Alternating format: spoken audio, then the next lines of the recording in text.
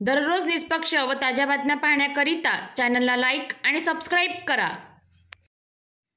वाहतूक परिमंडळ कामठी नागपूर शहर हद्दीतील Maharashtra metro rail corporation limited तर्फे AS इन्फ्रा कंपनीकडून कामठी कंटोन्मेंट स्टेशन LHS-AS येथे पायलिंगचे काम 90 दिवसात येणार आहे। कामठी रोड ते एरखेडा व एरखेडा ते कामठी रोडकडे येणारा जाणारा रस्ता बंद करून रस्त्यावरील वाहतूक वळविणे आवश्यक असल्याने कामाच्या दरम्यान वाहतुकीचे नियमन व नियंत्रण ठेवणे, रस्त्यावर वाहतुकीची कोंडी निर्माण होऊ नये त्यामुळे कामठी रोडकडून एरखेडाकडे जाणारी वाहतूक ही न्यू कामठी पोलीस ठाण्याच्या बाजूच्या रस्त्याने दुर्गा चौक मार्गे एरखेडाकडे जातील।